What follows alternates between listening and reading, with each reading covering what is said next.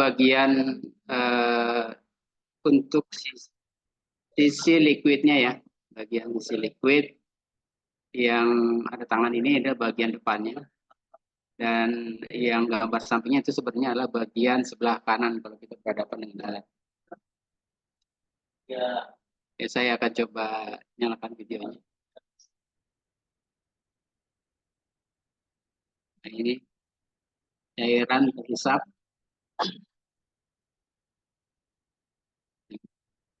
biru, cairan terhisap biru itu diluent. Dia akan mengisi ke bagian mesin breaker, kemudian mesin breaker dia akan terbagi lagi ke masing-masing chamber.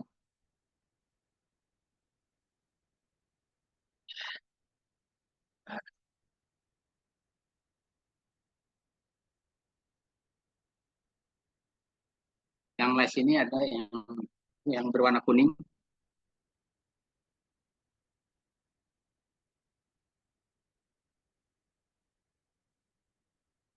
Sudah masuk kekosongan. Nah, seperti itu biasanya hasil sudah muncul, kemudian lihatkan dengan penjelasan balik kedua sisi chamber.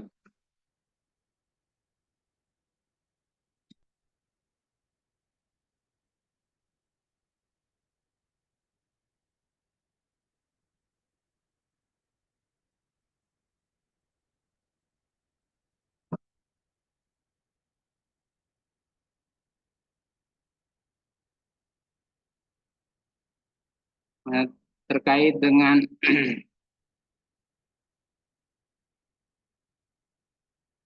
terkait dengan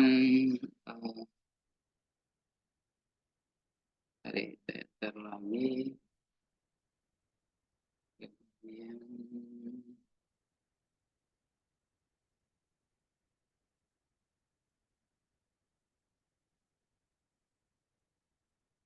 bab terakhir yaitu pemecahan masalah dan pesan sistem.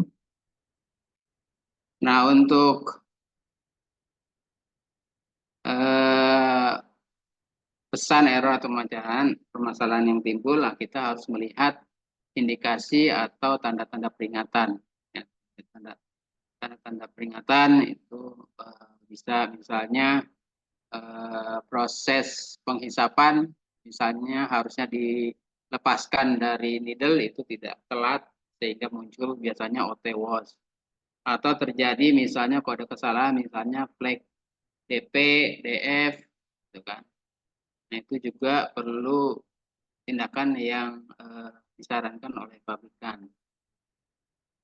Nah, biasanya untuk error-error yang rutin atau sering terjadi itu umumnya adalah yang disebabkan oleh sumbatan, sehingga penanganannya itu perlu masuk ke dalam menu maintenance. Itu terdapat satu tombol yang namanya removable clogging. Nah, adapun apa namanya kode-kode error ya di luar PDF ya, biasanya juga muncul beberapa kode yang mengindikasikan letak kesalahannya. Nah, ini bisa di sini bisa lihat ya indikasi seri 1 sampai 9 kerusakan biasanya pada kerusakan baterai. Kemudian 20 sampai 29 itu kesalahan untuk penyebabnya adalah cairan.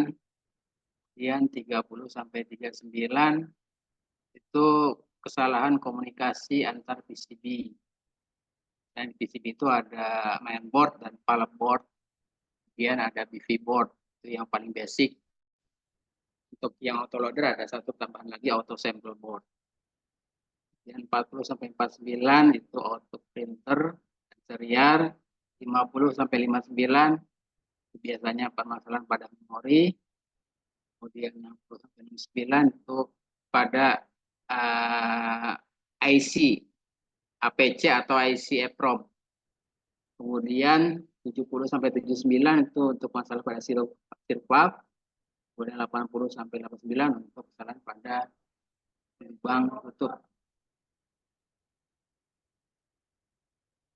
Nah, ini beberapa permasalahan yang terjadi penyebabnya dan juga solusi-solusinya yang bisa kita lakukan.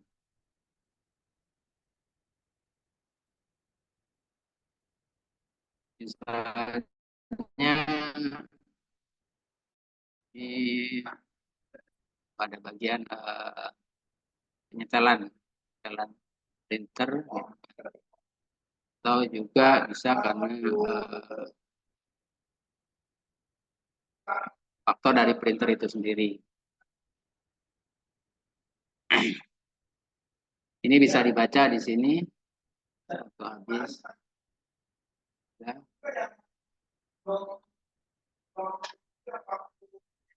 Kemudian masalah pada bagian pengisapan.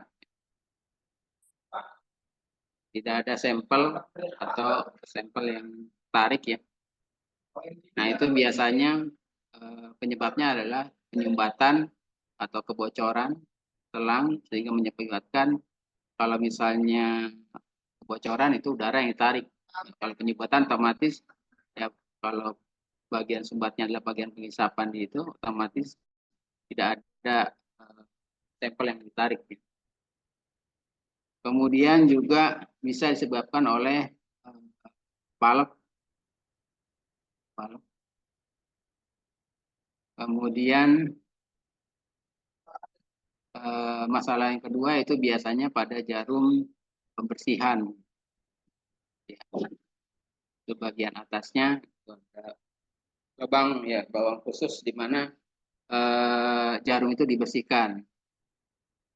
Itu biasanya penyebabnya lebih banyak karena faktor sumbatan.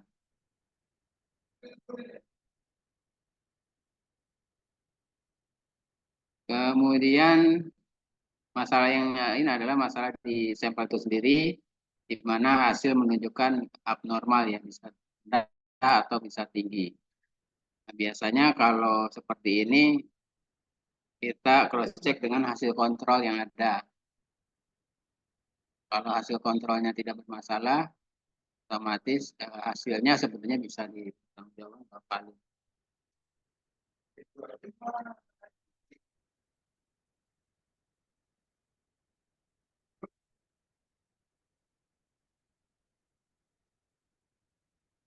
Kalau di sini dikatakan abnormalitas semua sampel dengan anomali atau distribusi abnormal yang ditandai oleh penganalisa harus dianalisis secara manual dengan apus darah.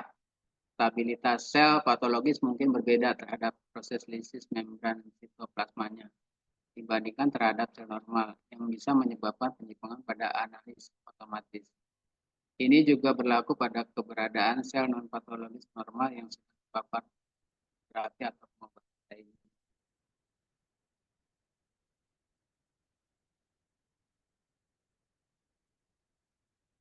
Nah, untuk error-error yang bersifat liquid, ya, alat itu sendiri itu biasanya AF, ya, aspiration failure. Kalau muncul aspiration failure, itu ada kemungkinan ya terjadi sumbatan sehingga sensor blood yang berada di sirkup itu tidak mendeteksi adanya darah yang mengalir.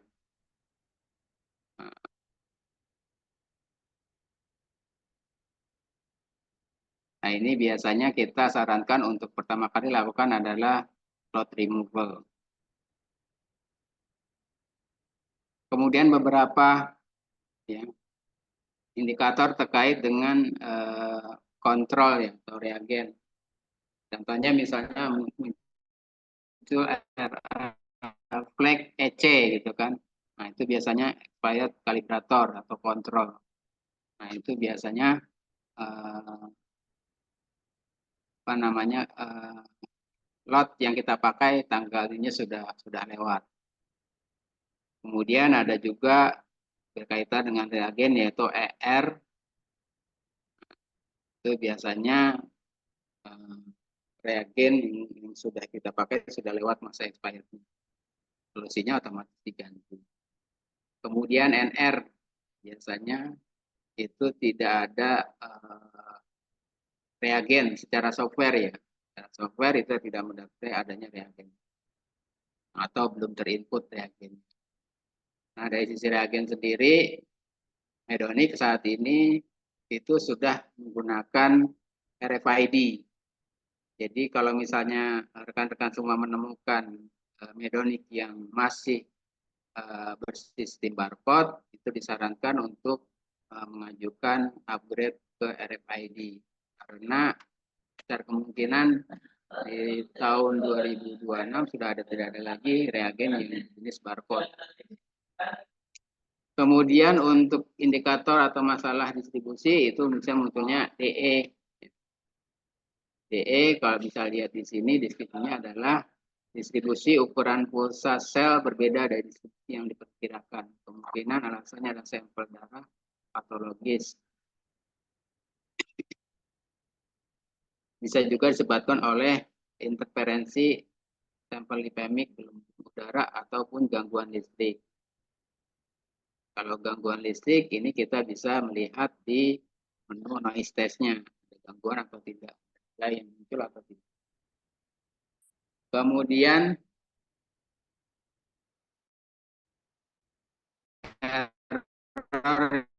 yang kedua adalah posisi yang benar untuk kurva distribusi tidak dapat ditemukan. Caranya adalah coba dilakukan analisis ulang sampel. FD itu distribusi acak karena posisi untuk kurva distribusi RBC PLT mengambang tidak dapat ditemukan. Daerah ini bisa terjadi jika PLT-nya terlalu rendah. Cara yang dilakukan adalah analisa ulang sampel. Kemudian beberapa error untuk HGB seperti HF itu instrumen mendeteksi masalah saat pengisian cairan dalam ruangan pengisian WBC selama HGB kosong. Kemudian HH itu HGB kosong dan hasil pengumuman sampel melakukan level cahaya terlalu tinggi. Sedangkan HL itu adalah dia terlalu rendah. Tindakan yang bisa kita lakukan sebagai operator adalah menjalankan siklus prime ya. Prime terlebih dahulu. Kemudian lakukan sampel ulang. Kemudian HN hasil pengukuran sampel HGB melaporkan lebih banyak cahaya daripada hasil pengukuran kosong. Hal ini memberikan nilai HGB negatif. Ya, tindakan tunggu selama 1 menit, kemudian analisis ulang sampel.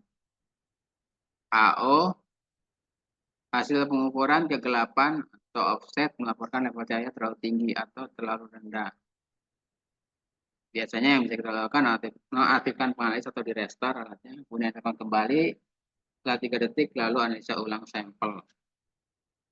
Kemudian masalah AS.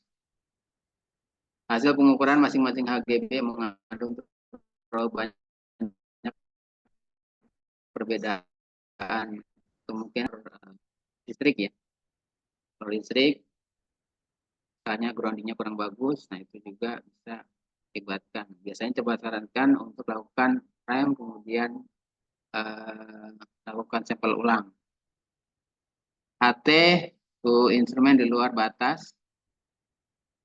Ya, hasil pembacaan suhu instrumen di luar batas 10 sampai 51 derajat atau sensor suhu tidak berfungsi. Pastikan instrumen berada dalam suhu operasi 18 sampai 32. Kemudian masalah pengukuran AW ya. AW HGB dapat menjadi sedikit terlalu tinggi karena WBC yang sangat tinggi. Nah, ini biasanya sarankan analisa ulang sampel kemudian lakukan pengenceran jika diperlukan. Tapi umumnya untuk masalah HGB ini yang umum terjadi adalah HL dan HA. Tapi untuk Medonic M32 sekarang untuk pengejasan gen HGB-nya itu sudah otomatis. Kalau yang tipe-tipe lama itu biasanya kita harus masukkan nilai voltage-nya ya. Kita nilai voltage-nya, nah dia akan otomatis menaikkan nilai arusnya nanti gen itu sendiri. Untuk mencapai nilai yang disarankan yaitu 3.200 sampai dengan 3.800. Kemudian untuk ruang pengukuran RBC, LT ataupun BBC, itu umumnya terjadi error OR ya. R. Itu pulsa sel tiba lebih cepat dari waktu yang diperlukan untuk menganalisa dan untuk memperoleh kemungkinan asalnya adalah gelembung udara, kemudian gangguan listrik atau proses listrik yang tidak sempurna. Tapi jarang terjadi OR. Kemudian SE ya, peringatan statik pengukuran. Laju pulsa sel per satu waktu terlalu banyak perbedaan. Kemungkinan alasannya adalah penyumbatan, gelembung udara, gangguan listrik atau kesulitan dalam melakukan listrik pada sel. Sel yang difilter dapat meningkatkan bendera atau flag SE sehingga tidak mungkin untuk melihat di histogram atau parameter hasilnya. Saran yang dilakukan adalah untuk memeriksa ulang sampel. Kemudian yang terjadi pada bagian breaker atau mixing breaker atau bagian pencampuran itu adalah biasanya PE. Itu penganalisan mendeteksi ketidaknormalan saat mengosongkan dilusi pertama dari breaker pencampuran. Alasan munculnya biasanya waktunya tidak terpenuhi ya, atau terlalu pendek atau terlalu panjang. Tapi yang jadi adalah terlalu panjang. Jadi di dalam mixing breaker itu ada 3 jarum untuk pengisian, kemudian jarum untuk penghisapan, kemudian ada jarum juga untuk masuknya sampel dari MPA ataupun dari predulution. Ya. Kemudian indikator lainnya di luar rentang RBC itu ada MH, ada ML. MH nilai parameter di atas rentang pengukuran bagi penganalisis. ML nilai parameter di bawah rentang pengukuran. Kalau yang tinggi itu biasanya kita sarankan untuk diajarkan. Karena yang rendah itu biasanya kita coba sarankan untuk melakukan sampel ulang. Nah, untuk PLT itu ada MB. Sampel dengan PLT tinggi sudah dijalankan tanpa perhitungan latar belakang dan seterusnya, yang bisa menyebabkan latar belakang atau background yang tinggi untuk sampel. Tapi hampir nggak ada. Saya belum pernah menemukan MB. Kemudian XF, kegagalan waktu perhitungan yang diperpanjang.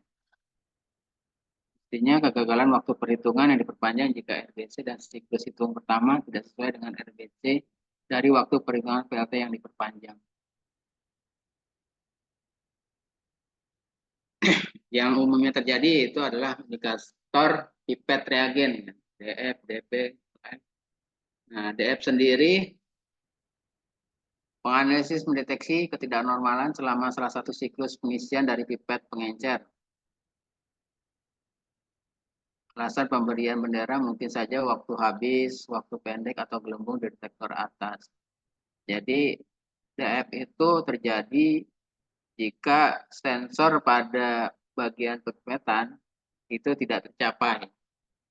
Penyebabnya bisa karena ketumbat atau terjadi kebocoran pada bagian selang.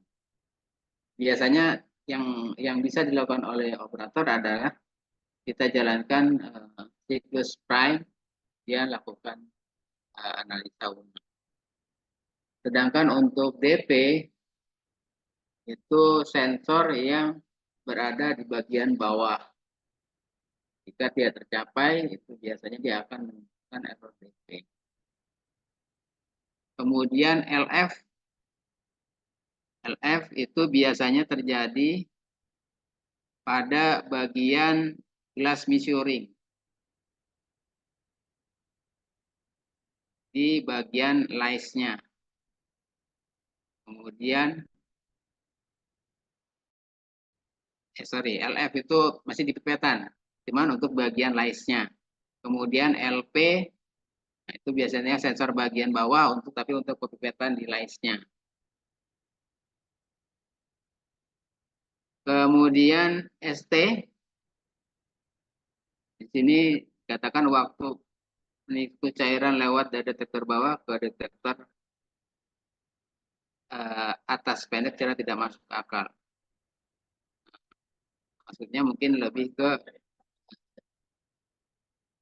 siklus daripada apa namanya pempipetan ataupun nanti pengukuran itu tidak sesuai apa yang diharapkan oleh si alat, sehingga misalnya karena faktor ada gelembung sehingga gelembung itu mengganggu proses atau sensor yang berada di bagian atas ataupun bagian bawah.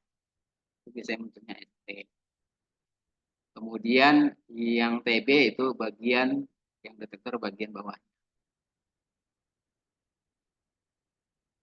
Kemudian untuk TL itu biasanya ya penjubatan di bagian orifice. Tapi ini kita bisa lihat dengan ditandainya siklus cairan itu tidak sesuai pada bagian sensor gelas measuring. Ya, kalau TL itu bagian bawah, kalau TU itu bagian atas. Itu terjadi baik di bagian chamber WBC ataupun chamber RBC. Nah, siklus yang kita bisa lakukan adalah prime, kemudian lakukan sampel ulang. Masih terjadi atau tidak.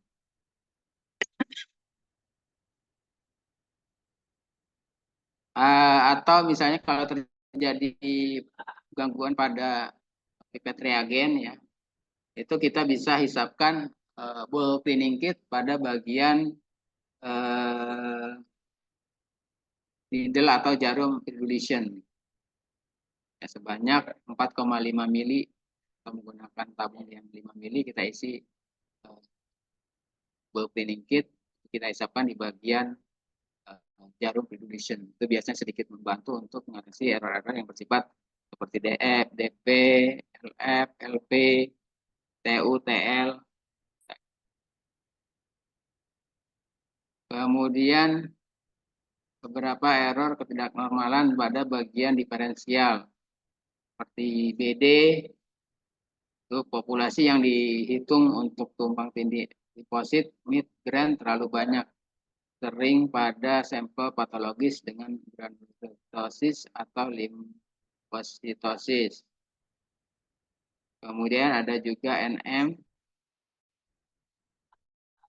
populasi WBC tidak ditemukan pengaturan L, limfosit L granulate A. OM, hanya satu pesan populasi WBC yang ditemukan. Nah, di deskripsinya hanya ada satu mode di WBC antara pengaturan limfosit L dan granul A, sering pada sampel patologis dengan granulositosis atau limfositosis. Kemudian ada juga TM, ditemukan terlalu banyak populasi WBC. Ada lebih dari 2 mode di WBC antara pengaturan limfosit L dan granulosis H. Tindakan yang bisa kita lakukan, sampel darah terlalu tua atau sampel patologis, disarankan untuk menganalisa ulang sampel jika masih ditandai sebagai metodologi alternatif seperti misalnya review slide. Siklus prime ya, digunakan untuk mengatur ulang penganalisan setelah kesalahan ditunjukkan atau terjadi kegagalan dalam bentuk sampel. Nah, untuk bagian permasalahan ini umumnya terjadi itu yang paling sering itu terjadinya sumbatan ya pada bagian selang pinch valve.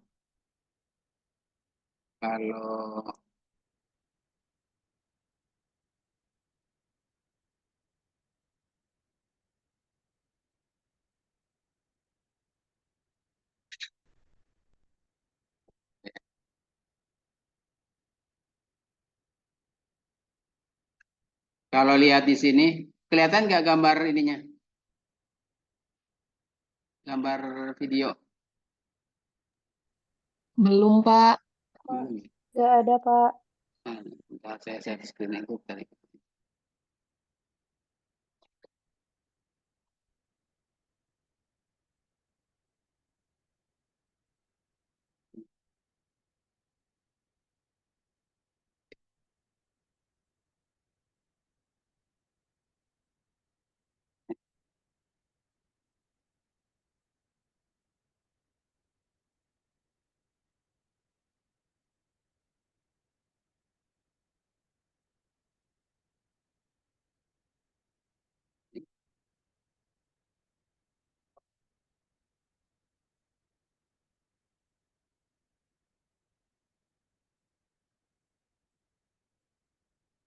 Nah, ini yang namanya selang pinspal.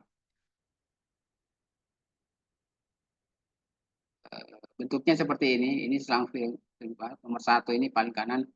Bagian atas nomor satu. Kelihatan nggak gambarnya? Kelihatan, Pak. Nah, ini selang pinspal. Jumlahnya tergantung dari modelnya. Kalau ini kebetulan MPA. Yang paling kanan atas ini nomor satu. Ya, ini ada kurang lebih ada 32 pin spalep. Nah, di dalam pin spalep ini nanti ada selang. Umumnya jika terjadi misalnya operator itu ternyata kehabisan kehabisan reagen, kemudian dia tidak melakukan pengosongan. Nah, itu umumnya terjadi lengket pada bagian selang pin spalep. Nah, tindakan yang kita bisa lakukan itu biasanya kita minta untuk di selang itu dipijit ya supaya kebuka. Biasanya nanti kalau kita lihat dia akan seperti terjepit. Terjepit itu kita bisa apa namanya? Kita bisa pijit-pijit sampai si selang itu kembali elastis. Kemudian yang bagian sini ini adalah eh, chamber ya. Chamber untuk RBC. Chamber untuk RBC di sini terjadi pengukuran sel. Kemudian yang sebelahnya yang ada sedikit bagian hitamnya ini adalah lampu HGB. Nah, ini untuk chamber bagian WBC.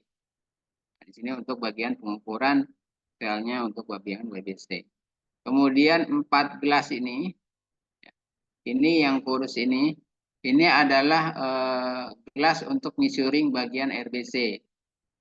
Kemudian yang sedikit agak gelembungnya ini adalah pipet. Di mana pipet ini di-setting oleh pabrikan sebanyak 4,5 mili.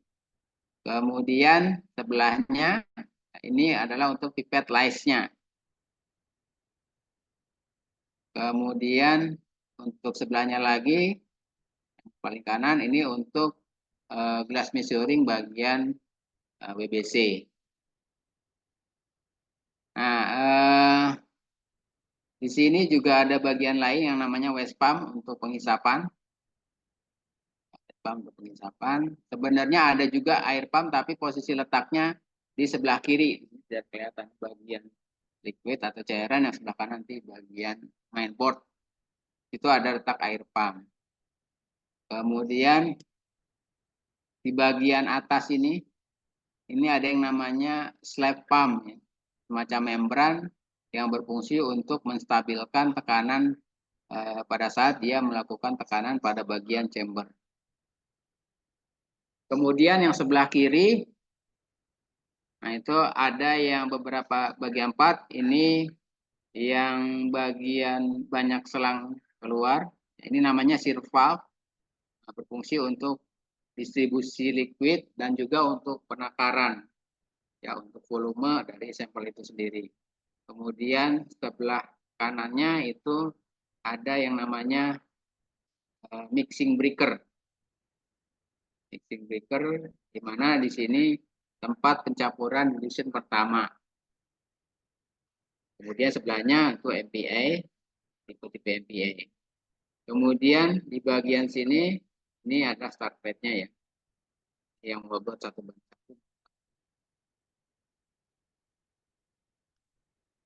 Oke, Ada yang ditanyakan nggak bagian permasalahan? Atau rekan-rekan sendiri di sini ada yang pernah pakai Medonic nggak? Dan permasalahan yang sering ditemui mungkin.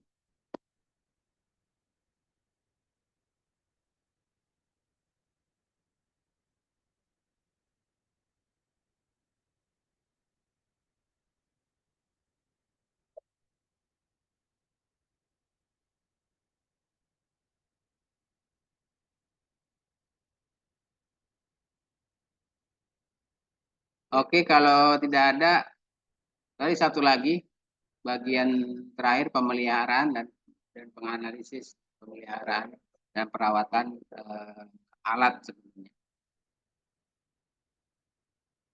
Nah, untuk pembersihan sehari-hari ya itu biasanya disarankan ya untuk melakukan pembersihan jarum sampel itu dengan tisu alkohol, kemudian dibersihkan dengan alkohol ya, kemudian dilap lah, dibasahi atau diseka lah kalau saya bilang. Kemudian bagian cover ya dengan air gitu kan, sedikit aja, mungkin dilap-lap aja lah di bagian yang kira-kira kotor. Kemudian pembersihan orifice. Nah, kalau pembersihan orifice ini biasanya eh, kita bisa lakukan lewat eh, aplikasi softwarenya atau lewat menu di alatnya. Masuk ke maintenance, kemudian ada yang namanya burn orifice. Kemudian pembersihan bulanan,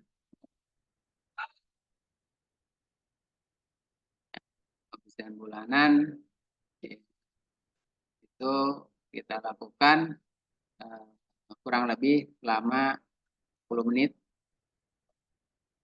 ya,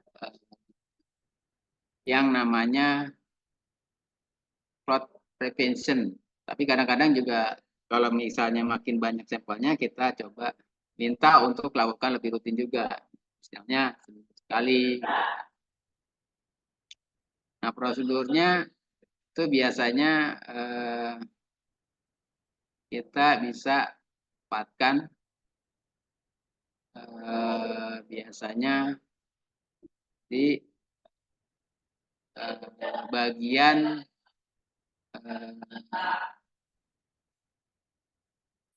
waskapnya itu. Kita taruh di waskapnya, kita masuk ke bagian maintenance, kemudian lakukan cloud prevention. Itu biasanya kurang lebih ya,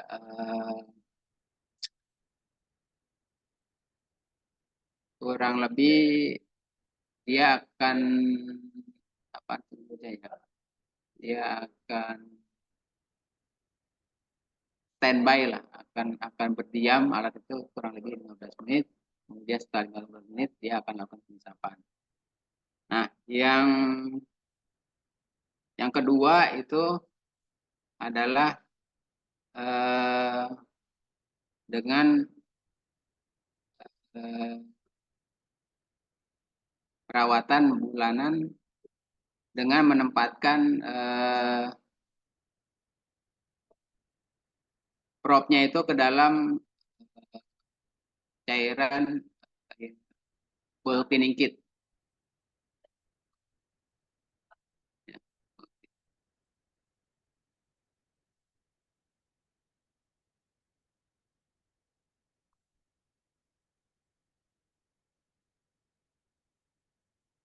Kemudian, di sini pencegahan gumpalan, di sini ada pencegahan gumpalan atau clot prevention, kita sebut juga clot prevention. Ini di sini dikatakan jika ya sampel tidaknya itu 1.000 sampel per bulan, itu lakukan pencegahan gumpalan atau clot prevention. Caranya seperti ini, isi wadah kecil 5 mili, kemudian pembersih enzimatik Nah, di bawah klinikis sendiri kan ada 3 cairan ya, Bu. Ada enzymatic cleaner, ada hipoklorit, ada juga deterjen. Nah, masing-masing kita lakukan bergantian.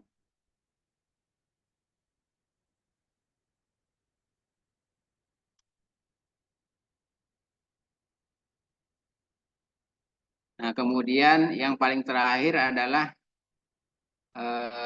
prosedur kit yang biasanya eh, ya, kita lakukan tergantung dari jumlah sampel. Jika kurang dari 50 sampel, maka setiap 6 bulan, lebih dari 50, tapi kurang dari 100 per 3 bulan, tapi misalnya 200 sampai 100 sampai 200 sampel per hari itu setiap bulannya.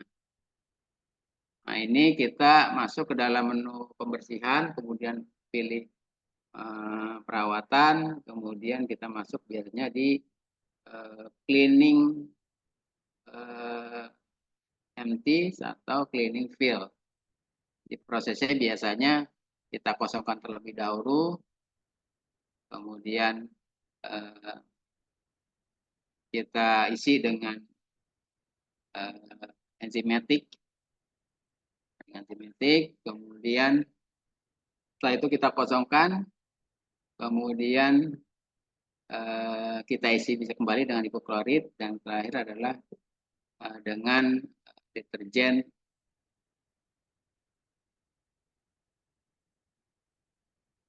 Nah, untuk pengangkutan ya jangka pendek atau jangka panjang ini juga perlu diperhatikan karena ini juga nanti akan sangat berpengaruh ketika proses mematikannya tidak benar, gitu kan. Seperti misalnya akan terjadi sumbatan, gitu kan tidak dilakukan pengosongan atau pembilasan. Nah, untuk mematikan sendiri, ya,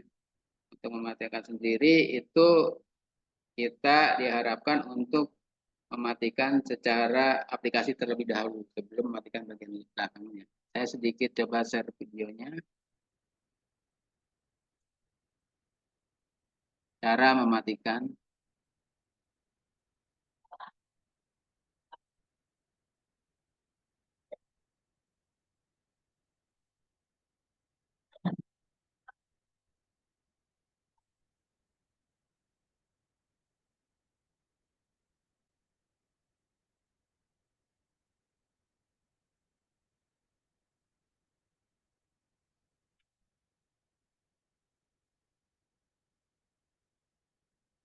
Di cara mematikannya.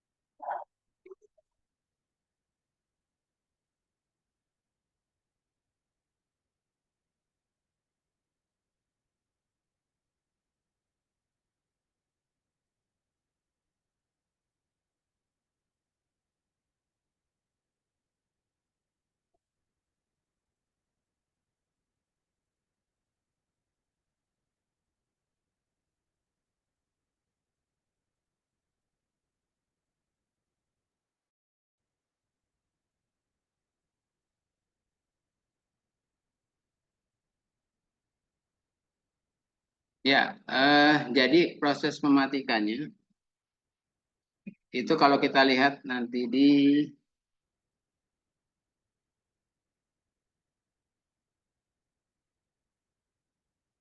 Nah, kalau kita lihat di sini, nah itu ada dua pilihan di sini. Power down sama empty. Nah, kalau misalnya power down itu dimatikan alatnya itu tidak lebih dari 2 hari ya. 2 hari kalau misalnya Sabtu Minggu libur gitu kan. Nah, itu kita bisa pakai power down. Tapi kalau ternyata lebih dari 3 hari gitu kan. Atau 3 hari lah. Nah, itu kita nyarankan untuk menggunakan yang empty. Ya, bahkan jika ternyata diketahui sampai berbulan-bulan, nah setelah di empty, kita bisa coba untuk dibilas dulu terlebih dahulu. Jadi sebelum MT kita coba lakukan pembilasan. Ya, kita lakukan pembilasan, masuk ke dalam menu perawatan, kemudian dibilas. Setelah itu kita bisa masuk di sini di MT untuk proses pengosongan. Sehingga diharapkan nantinya si alat tidak terjadi sumbatan pada bagian selang-selang pinch valve ataupun di bagian seat valve-nya.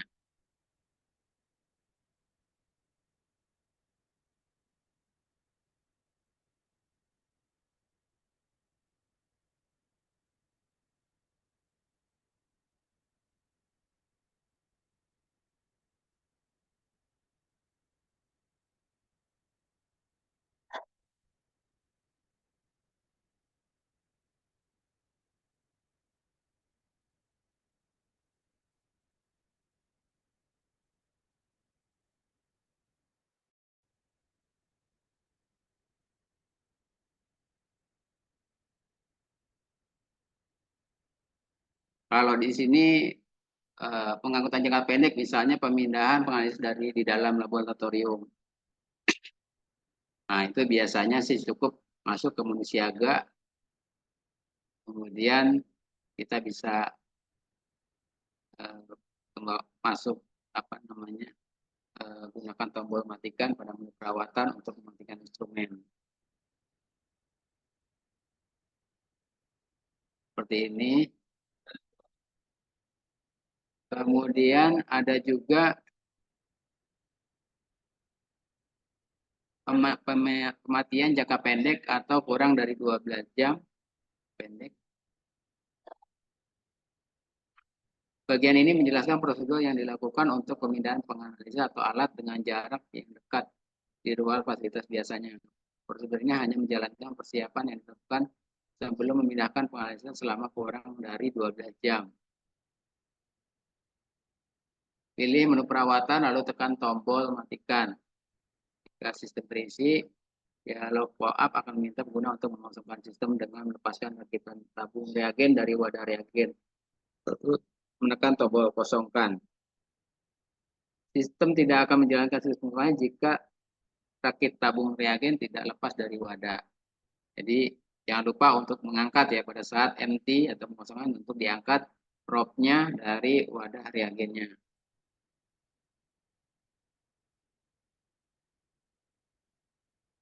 Seperti ini. Bla bla bla bla. Kemudian kalau ternyata pengemasan ulang atau pengangkutan atau penyimpanan jangka panjang lebih dari 12 jam.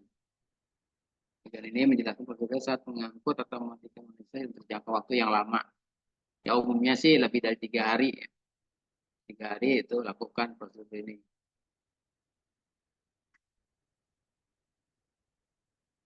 Ya di sini katakan masuk ke menu pembersihan, ikuti instruksi pembersihan. Ya, di sini disarankan pakai ball cleaning kit. Ya, ball cleaning kit, tapi minimal kalau tidak ada itu bisa dengan Wades. Setelah itu masuk ke menu bersih, ini fill dari menu pembersihan, kemudian juga masuk step berikutnya kalau misalnya sudah, di sini dikatakan jika penganalisis alat sudah diisi suling atau Aquades lah, suling Aquades. Kemudian dikosongkan. Kemudian bisa masuk baru ke menu perawatan atau mematikan. Pastikan diangkat dari bawah agar untuk tidak terkena tekanan yang tidak diperlukan. Ini prosedur pengangkutannya.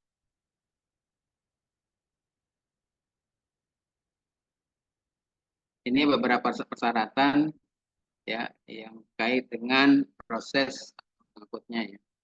Yang melebihi -40, tidak 24 jam, tidak lebih panas kering, kurang lebih 70 derajat.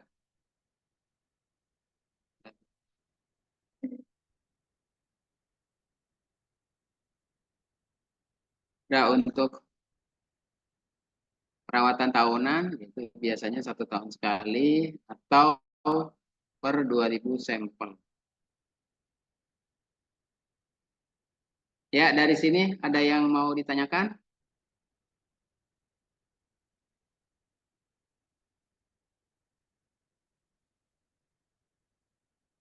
Kalau kata Pak Tulis ya, kemarin tuh kalau nggak salah 6 kali pertemuan,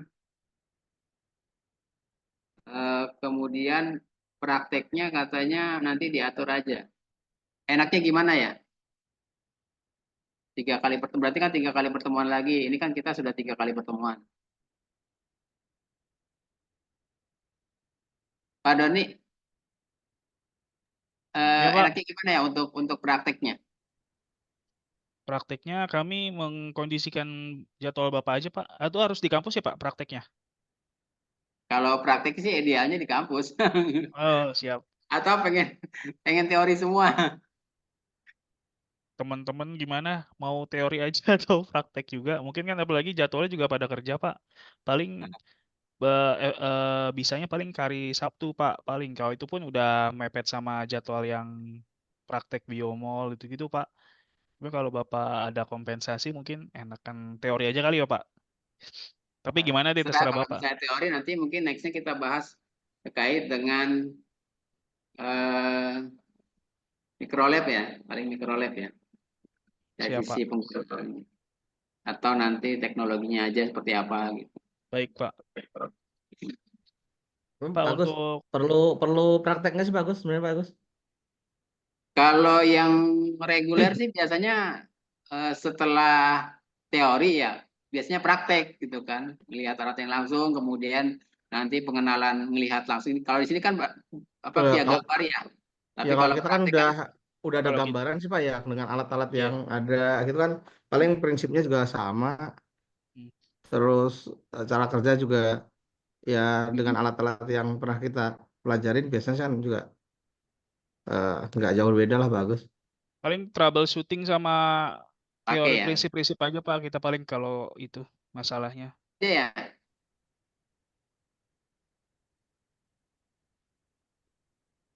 Di sini ada tugas besarnya nggak sih? Tugas Dari maksudnya Pak? dosennya ada tugas besarnya nggak? Kan biasanya kalau semester itu ada tugas besar sebelum ujian, nggak ada ya? Kadang Ada ada sih. kadang enggak bagus. Ada. Kadang-kadang ada Pak. Ada yang ada yang enggak. Kadang-kadang ada. Tapi Iya. dari Kadang Politika ujiannya sendiri diganti tugas, Pak. ya Biasanya bagi tugas per Kadang kelompok ujiannya Pak. diganti tugas, Pak. bagi tugas ya, dikasih tugas ya biasanya ya. Ya. Iya, Pak. Kadang ujiannya diganti sama tugas aja. Oh Jadi gitu, biasanya menyesuaikan dikasih. gitu, Pak. Oh gitu. Betul. Oke oke oke. Saya paling hanya menyampaikan materi yang saya pahami, yang saya bisa sampaikan. Maaf kalau banyak kekurangan. Ini ada pertanyaan nggak? Atau ada di sini ada yang pengguna Medoni nggak? Kita case Medonik. di lapangan mungkin Banyak sering-sering medonik mah jarang Pak kayaknya Pak. jarang ya. Heeh. Jakarta jarang mungkin. Berarti untuk Oke, pertemuan oke. besok masih medonik atau udah ganti alat Pak? Kan ini udah habis ya. Kalau Ya. dari Iya Pak. bukunya ini udah habis gitu kan. Mungkin hari Rabu kita bahas terkait dengan mikrolab aja kali ya. Itu alat Sampai apa Pak? mikrolab 300 kimia, Kimia atau kimia, kimia siap Pak. kimia. Mm-mm. Setelah itu baru mungkin urin Baik Pak. sampai 6 kali pertemuan ya mudah-mudahan. Urin itu alatnya yang otomatis juga Pak. Enggak, urin masih yang manual Urickson Relax. Kita sesuaikan Oh. dengan yang MRK Sumbang di Poltekkes itu di sana ada Urickson Relax. Kayak model Hmm. strip Pak sih. Kemudian Yang pakai ada stick itu Pak, bacaan stick itu ya. ya sistemnya reflektometer itu. Mungkin teman-teman yang lain ada yang mau nanya, mumpung masih ada Pak Agus. Izin bertanya, Pak. Hmm. Sambil saya foto ya Pak, buat absensi. Mungkin Oh iya. teman-teman ada yang bersedia buka kamera. Pak, izin bertanya, Pak. Ya silakan silakan. Kalau alatnya nggak medonik nggak apa-apa ya Pak, soalnya kayaknya mirip-mirip aja Pak. Ya, Mirip saya siapa? Kalau bisa, hasil saya jawab.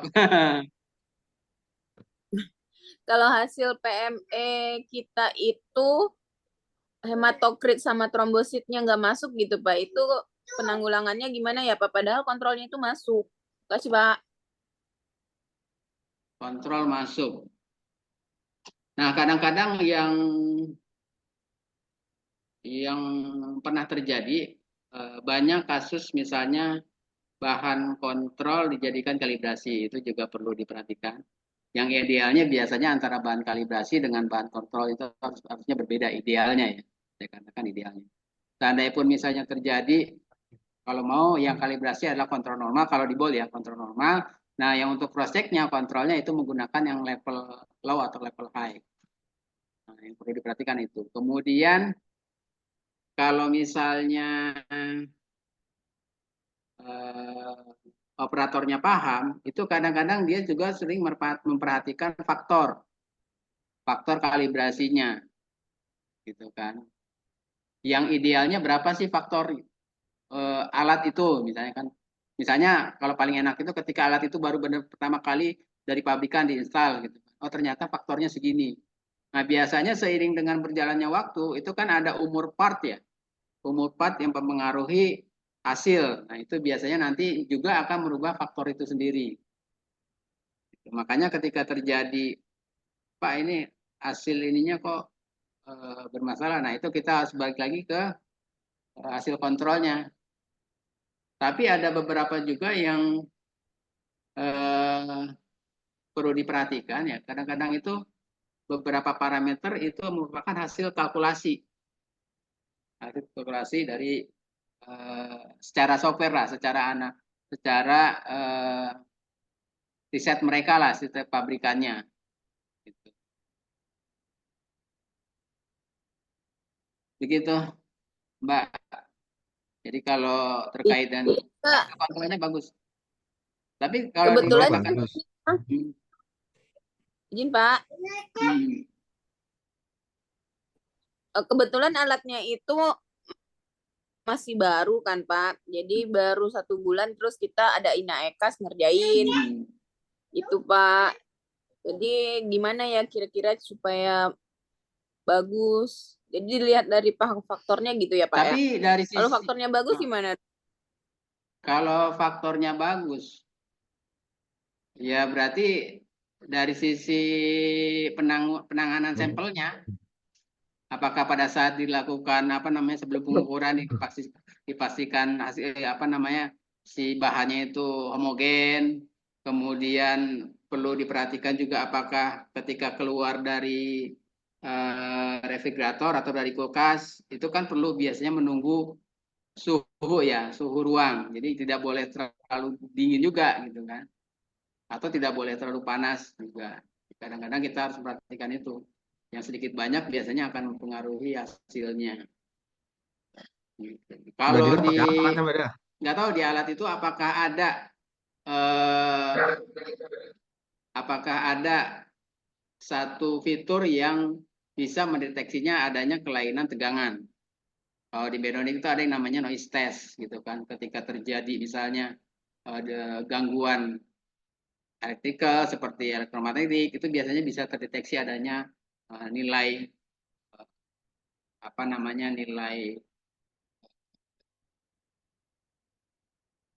nilai tegangan atau nilai di situ ada macam-macam lah, ada gain, nah, ada interference, nah, itu kita bisa lihat.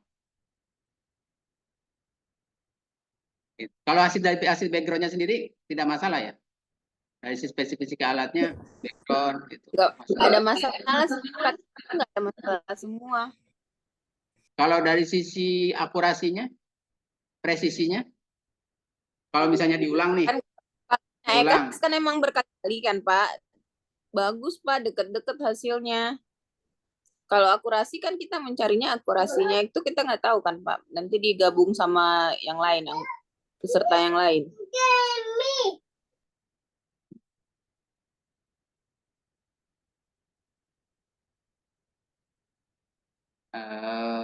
Ya paling yang saya pahami ketika terjadi permasalahan misalnya PMPME gitu kan atau asal di Inekas gitu kan, itu biasanya kalau tim kami biasanya melakukan perawatan gitu kan, misalnya pembersihan atau kemudian flood prevention. Setelah itu biasanya di cross check dengan hasil kalibrasinya atau kontrolnya, kemudian kalibrasinya. Itu Mbak Dila mungkin itu berbagi apa ya, pengalaman kali ya. Kalau aku pakai alat yang Sysmex itu, kadang metode samplernya dirubah, Mbak. Bukan pakai seperti kita biasa ngerjain sampel pasien, tapi apa ya, lupa aku. Ada sih pilihannya, lupa teman. Jadi bukan nggak seperti kita ngerjain sampel biasa, nggak kayak ngerjain sampel di apa namanya, sampel manusia gitu. Ada metode samplernya sendiri kalau untuk PME itu. Karena atau darah mungkin yang dipakai itu katanya sih bukan darah manusia kayak gitu. kalau Coba bol bisa. sendiri, setahu saya itu darahnya darah buaya, Kang, aligator untuk Iya. bahan kontrolnya. Buaya darat ada tuh Pak Doni ada. Atau biasanya kalau misalnya korelasinya kali ya, korelasi. Kalau misalnya menyamakan, kadang-kadang kan mungkin akan berbeda ya soal dengan alat lainnya. Untuk menyamakan itu biasanya mereka pada main korelasi faktornya. Tapi itu balik lagi mungkin yang lebih paham. Mbak Dila pakai apa alatnya? Udah ke Japri, Pak. Nihon Kohgen. Oh di Japri ya. Saya nggak pegang laptop, nggak pegang handphone. Ya udah, besok di privat deh, di privat. Makasih, Pak. Itu biasanya buaya itu kayak gitu, Pak. Oh iya. Modus Don. Mungkin Pak Dodi ada pengalaman nih, ada Pak Dodi nih, tim aplikasi.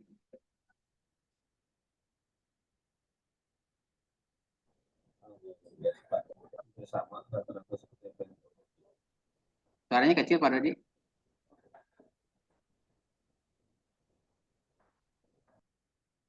Kali ini lagi di kantor ini Pak. Oh, di kantor. Oke, kalau tidak ada, terima kasih buat rekan-rekan. Terima kasih atas waktunya. Dari saya cukupkan. Bila taufiq wal hidayah. Wassalamualaikum warahmatullahi wabarakatuh. Waalaikumsalam Waalaikumsalam warahmatullahi wabarakatuh. Terima kasih Pak Dodi, Warahmatullahi Pak wabarakatuh. Agus.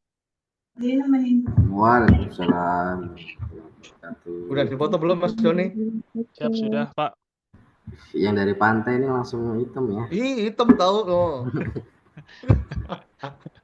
Pakai sunblock, Pak. Pakai semua dipakai.